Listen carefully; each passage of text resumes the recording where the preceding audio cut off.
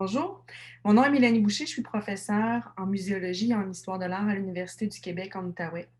J'ai accepté de répondre à l'invitation de la Galerie UQO de partager mon expérience de professionnelle du milieu des arts et de mère dans le contexte de la pandémie et de répondre librement à une des questions qui nous avait été posée comme moteur à la réflexion, à savoir comment viviez-vous votre double statut de mère et de professionnelle au printemps et comment la vivez-vous aujourd'hui? Évidemment, la pandémie, on l'a tous partagée, nous la partageons encore et on l'a tous partagée différemment selon notre statut d'emploi, selon notre statut parental, selon aussi les spécificités rattachées au profil de notre enfant. En ce qui me concerne, ça a eu un impact. Mon fils est un enfant extrêmement intelligent et qui nécessite certains accompagnements pour être un enfant qui évolue bien en contexte scolaire. Et on était à ajuster les besoins au mois de février, au mois de mars, quand tout à coup, du jour au lendemain, on s'est retrouvé sans aide aucune de la part de l'école. J'avais comme choix soit de laisser aller durant plusieurs mois et de voir, me croisant les doigts, espérant que ça n'avait pas d'impact sur sa capacité même à bien être intégré à l'école et à faire ses apprentissages, ou au contraire, de prendre le relais, de décider ben, du jour au lendemain de me transformer en enseignante du deuxième année du primaire, ou du moins de faire le maximum pour pouvoir compenser et m'assurer que lorsque l'école reprendrait, il serait pleinement outillé pour reprendre et être surtout parce qu'il s'agit là d'un défi suffisamment stimulé pour pouvoir poursuivre là en troisième année, puisqu'il est maintenant en troisième année. J'ai opté pour le deuxième choix, donc celui de l'investissement plein, de telle sorte que j'étais une mère durant le mois de mars, avril, mai et juin, qui de 5 à 6 heures par jour consacrait son temps à l'enseignement pour mon fils, donc à lui enseigner, mais aussi à m'auto-former et à aller chercher du matériel parce qu'on n'avait rien.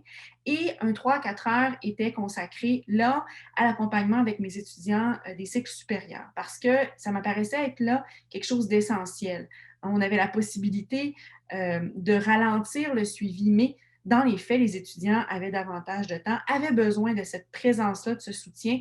Du moins, j'ai eu l'impression qu'il s'agissait là d'un service essentiel et que de toutes mes tâches, celle-là n'était pas une tâche que je pouvais mettre de côté. Donc, euh, 3 à 4 heures par jour pour mon travail et 5 à 6 heures pour l'accompagnement à l'enfant. Vous faites le calcul, le reste du temps était essentiellement consacré aux tâches ménagères, à la bouffe. Bref, ça a été un printemps extrêmement chargé et un été auquel j'ai consacré pour pallier au manque qui avait été généré par cette charge de travail beaucoup trop grande et un stress quand même qui est important. Et ça, c'est pour tout le monde, bien évidemment.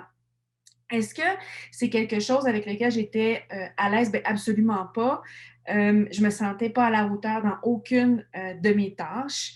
J'étais aussi frustrée de constater que tout à coup, je me retrouvais mère au foyer, que tout à coup, hein, les indications que j'aurais aimé avoir, à savoir, oui, vous pouvez réduire votre tâche ou oui, on va remettre en place un système dans X, Y, Z plage de temps, donc que tout ça n'était pas là. Donc, c'était extrêmement frustrant et aussi une espèce de désillusion quant à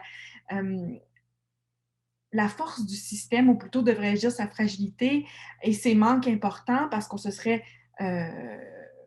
amené à croire qu'en septembre-octobre, hein, il y aurait un système palliatif qui aurait été mis en place, faisant en sorte qu'on pouvait continuer à fonctionner malgré les masques, malgré, et oui, on y arrive, mais quand même, il s'agit d'un système qui est encore très défaillant. Et là, je vous parle, on est en février 2021. Est-ce que c'est quelque chose qui me dérange autant que ça me dérangeait au printemps? Non, j'ai accepté différentes choses. J'ai accepté à haut niveau que la pandémie aurait un impact sur les femmes et que j'en étais une manifestation, bien malgré moi. Et c'est la faute de personne, c'est comme ça. Euh, mais dans les faits, c'est un constat, du moins euh, qui m'apparaît pouvoir être fait euh, à quelques mois donc du début de la pandémie. Un recul pour ma carrière, sans aucun doute, même si je suis dans une situation relativement confortable parce que je suis professeure. Et ça, il faut comprendre que dans le milieu des arts, quand on arrive à faire ce qu'on aime, très souvent, c'est qu'on est des gens passionnés, très motivés. J'ai longtemps mis le projet d'une famille de côté pour terminer la thèse, faire les projets de recherche, faire les commissariats d'exposition. Quand j'ai eu mon enfant, parce que j'avais pas de poste, après 3 mois, donc j'avais un poupon à la maison et j'enseignais déjà comme chargée de cours à l'Université de Montréal et à l'Université Laval. Tout ça pour pouvoir laisser ouvertes les fenêtres d'opportunités qui s'offriraient à moi. Et donc, tout à coup, ne plus faire de recherche, que tout s'arrête, alors qu'on avait planifié notre vie de famille et notre carrière, ça devient extrêmement déstabilisant. Donc ça, je l'ai accepté. J'ai accepté aussi que c'est sans doute temporaire et que je pourrais euh, rattraper le temps perdu, un temps qui est encore en suspens à certains niveaux parce que tout n'est pas remis en place. Mon fils a 8 ans. La stimulation dont il a besoin, parce qu'il a besoin d'être un enfant très stimulé, elle n'est pas au rendez-vous. Donc, papa, maman doivent pallier énormément.